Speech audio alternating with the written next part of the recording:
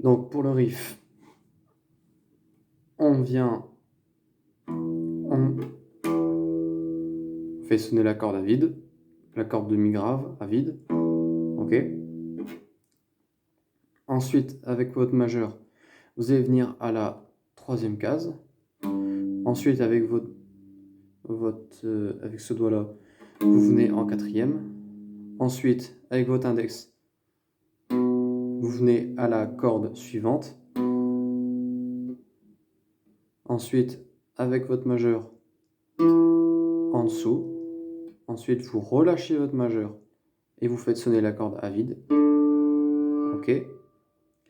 Ensuite, vous revenez sur votre index.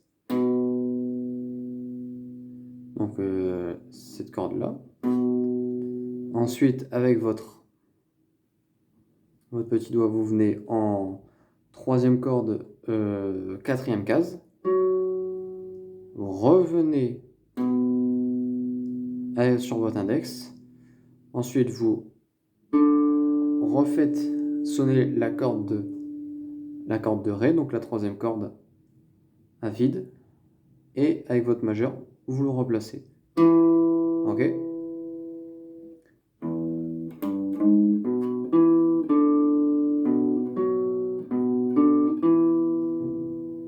Vous avez vu, mon majeur, il bouge jamais. Dès l'instant où je l'ai placé ici, je le bouge plus.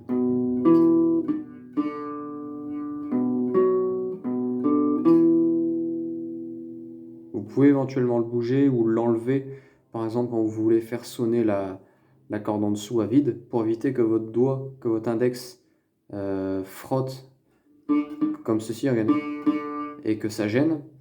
Mais ou alors vous faites un peu ce mouvement, vous savez, comme ça, vous êtes sûr que vous gênerez pas, que votre doigt gênera pas. Mais dans le doute, vous pouvez le retirer, regardez.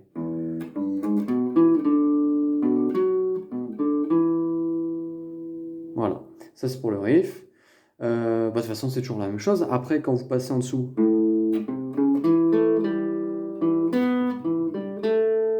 c'est exactement la même. Vous ne changez pas le positionnement des doigts, ni les cases, etc. C'est exactement le même, sauf que c'est au lieu de démarrer sur la corde du Mi, bah, vous démarrez sur la corde du La. Ok? Au lieu de faire, bah, vous faites. Mais sinon, rien ne change. La technique reste exactement la même. Pour ce qui est des accords, alors, j'avais oublié de préciser, oui, le nombre de fois qu'on fait le riff. Donc, en grave, vous le faites 2 fois.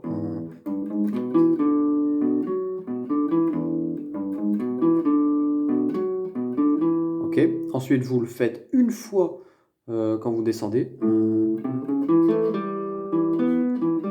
Ok. Et là, vous remontez.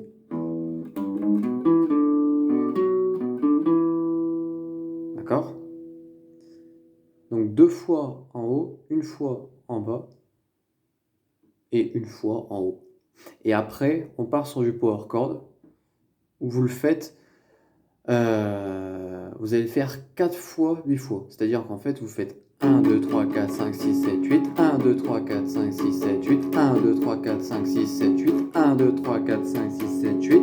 Ensuite, vous allez venir en cinquième et en septième corde. Donc les power chords, hein, c'est les uns en dessous des autres.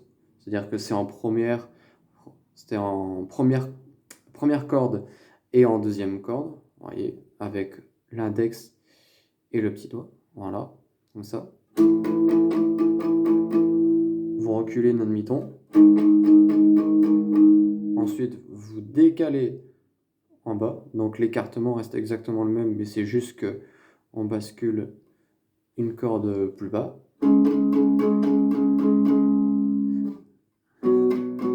Et vous décalez de 2 cases. Donc j'en fais 1, 2, 3, 4, 5, 6, 7, 8, 1, 2, 3, 4, 5, 6, 7, 8, 1, 2, 3, 4, 5, 6, 7, 8, 1, 2, 3, 4, 5, 6, 7, 8, 1, 2, 3, 4, 5, 6, 7, 8, 1, 2, 3, 4, 5, 6, 7, 8, 1, 2, 3, 4, 5, 6, 7, 8, 1, 2, 3, 4, 5, 6, 7, 8. Et après vous recommencez.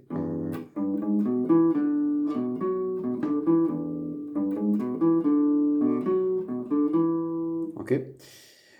Pour ce qui est des accords pour l'accompagnement, alors vous verrez que c'est très très simple. On a le Mi majeur. Voilà.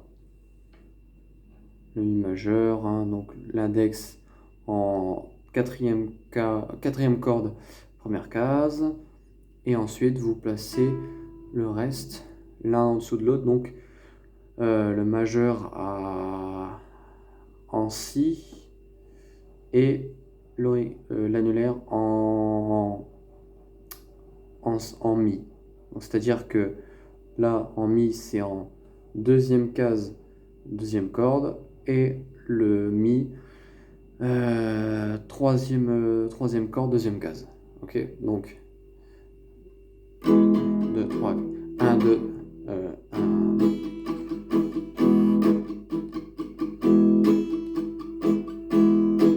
Et là, changement. Un La majeur.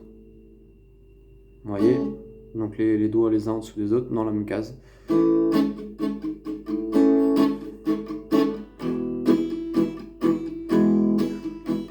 Et après, on suit le power chord donc en même temps que le riff.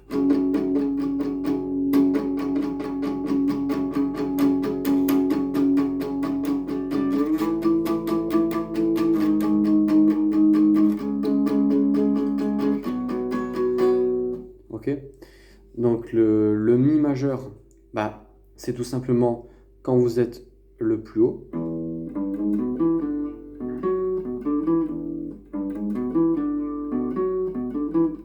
Voilà. Et ensuite, quand vous passez au La majeur, c'est quand vous passez en bas.